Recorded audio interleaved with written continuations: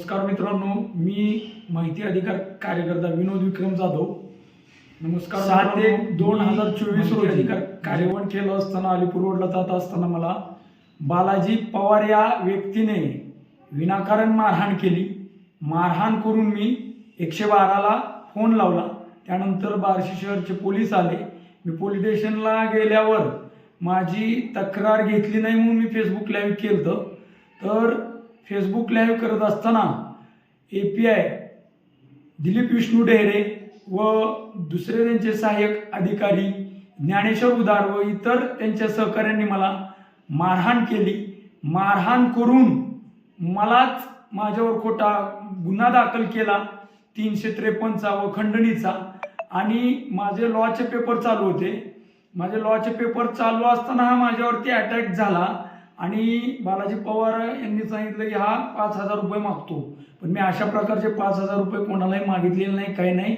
जाणीवपूर्वक मी वकील होऊ नये म्हणूनच आणि मी पेपर देऊ नये म्हणूनच हे मला माझ्यावरती खोटा गुन्हा दाखल करून मला मारहाण करून मला मानसिक, आर्थिक, शारीरिक त्रास या सर्व व्यवस्थेनं पोलीस अधिकाऱ्यांनी व त्यांच्या सहकाऱ्यांनी दिला।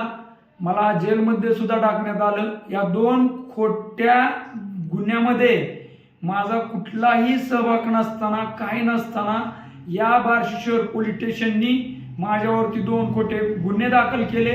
हे गुन्हे दाखल होत असताना सुद्धा दिलीप विष्णू डेहरे म्हणाले की यांनी मला मारहाण केले।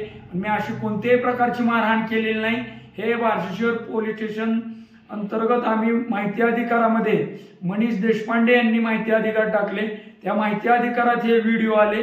त्या व्हिडिओमध्ये स्पष्ट दिसतंय की मी कोणत्याही प्रकारची हाणमार केलेली नाही। उलट मला या पोलीस अधिकाऱ्यांनी मोबाईल हिसकावून मारहाण केली।